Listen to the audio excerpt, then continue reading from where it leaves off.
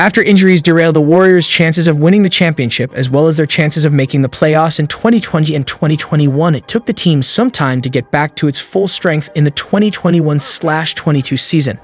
The injury to Klay Thompson caused him to miss the first third of the season. The injury to Draymond Green occurred right around the time that Thompson made his debut, and the injury to Stephen Curry occurred one game after Green returned from his absence. Incredibly, the three veteran Warriors stars only played together for a total of 11 minutes during the regular season for the Warriors. It was of no consequence. Even though they were missing some key players at the beginning of the season, the Warriors were able to get off to a strong start by winning 18 of their first 21 games. They were able to maintain their position as one of the top 4 seeds in the Western Conference throughout the entire season, ultimately finishing in 3rd place. The Warriors were finally able to play at their full potential during the postseason. Curry, Thompson, and Green played a combined 455 minutes during the postseason. Despite the fact that they were not quite as dominant as they were in 2017 and 2018 when Kevin Durant was a part of the equation, the Warriors once again appeared to be a team that is capable of winning a championship.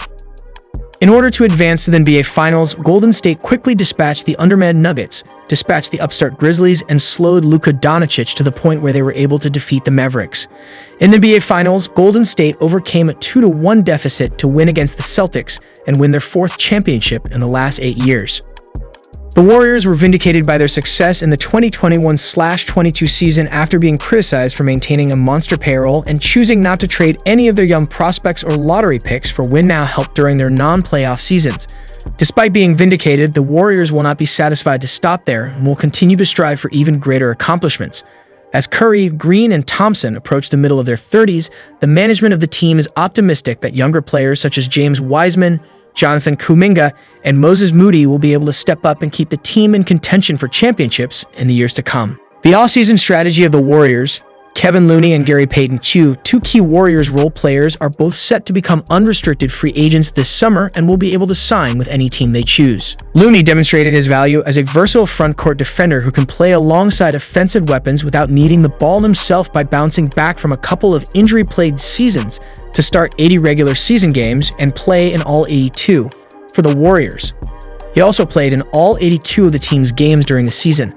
Looney's statistics do not leap off the page, but in today's NBA, centers who can remain on the court throughout a playoff series against a variety of lineups are valuable assets, so it is likely that he will draw mid-level interest from teams that are in need of front-court assistance. After spending a few years floating around the NBA on minimum salary tryouts, Payton eventually established himself as an important rotation piece for the Golden State Warriors. Payton, like Looney, doesn't need the ball much on offense, but he has benefited from the attention that defenses have paid to players like Curry, Thompson, and Jordan Poole. He has been able to take advantage of this attention by making well-timed cuts to the basket and shooting 61.6% from the field, which is an impressive mark for a guard. Naturally, his primary contributions were made on the defensive end, where he became one of the league's best perimeter defenders, following in his father's footsteps to become one of the best perimeter defenders. It is difficult to make an accurate assessment of the market for Looney and Payton because they are more suited to their defined roles with the Warriors than they would be with a new team. Golden State has the salary cap flexibility to make competitive offers to both players because the team owns both Looney's bird rights and Payton's early bird rights. However, the financial repercussions of giving either player a significant pay increase would be significant due to the fact that Golden State pays both players bird and early bird rights. It will be fascinating to see how high the Dubs are willing to go to retain Looney and Payton if they do not accept hometown discounts to remain in the Bay Area. The Warriors would have 7 of their 8 most used players from the postseason under contract for the following season if Looney and Payton were to return, with only Otto Porter Jr. being eligible for free agency in the event that they did not return. Last summer, the club did well in signing Porter and Nemanja Bjelica to minimum salary contracts. However, it is likely that another team will make an offer to Porter, which the Warriors will be unable to realistically match because they only have his non-bird rights.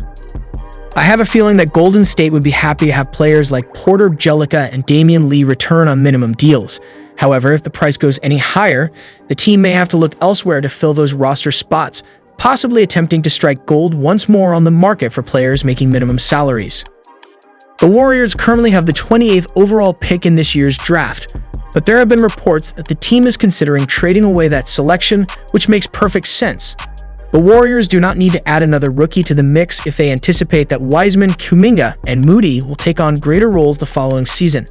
Instead of carrying that first rounder, the Warriors would save some money by carrying another minimum salary player instead. It would make sense to trade away the 28th pick in order to acquire either multiple second-round picks or a protected first-round pick in the future. The Warriors will need to start seriously considering the long-term futures of players like Andrew Wiggins and Poole in addition to filling any potential holes in their rotation for the 2022 to 2023 season. This offseason, Poole is eligible for an extension at the rookie scale, while Wiggins is also eligible for an extension despite the fact that he is entering a contract year. However, despite the fact that both Poole and Wiggins should be rewarded for the contributions they made to this year's championship team, the Warriors are not under any pressure to rush into a contract negotiation with either player. If either player drags a hard bargain during this year's negotiations, Golden State has the ability to wait another year and evaluate its options at that point. Because it is unlikely that the value of either player will significantly increase during the 2022 to 2023 season, this gives the team the ability to wait.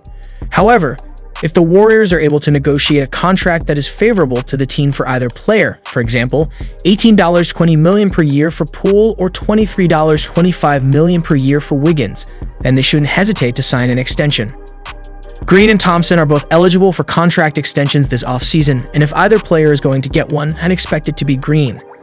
Thompson still has 2 guaranteed years left on his contract, and he didn't quite look like his old self on a consistent basis in 2021 and 2022. There is no rush to sign him to another maximum salary extension that starts when he is 34 years old because it will be important to see if he still has that all-star level in him during the upcoming season. On the other hand, Green has just one more guaranteed year left, and he also has a player option for the 2023/24 season. Despite the fact that he is not a threat to score, he continues to provide value on both ends of the court.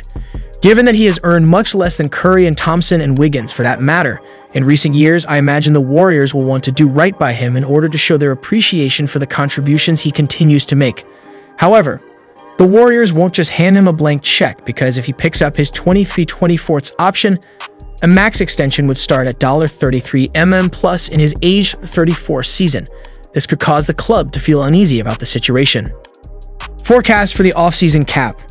The Warriors have already committed a total of $171 million in guaranteed money to 8 different players, which ensures that they will be operating above the projected tax line for the upcoming season, which is set at $149 million. The only thing that will be up for debate is how much their bill will be. According to our calculations, they spent more than $345 million, including taxes, on their roster for the 2021/22 season, and it seems likely that this number will continue to rise in the years to come.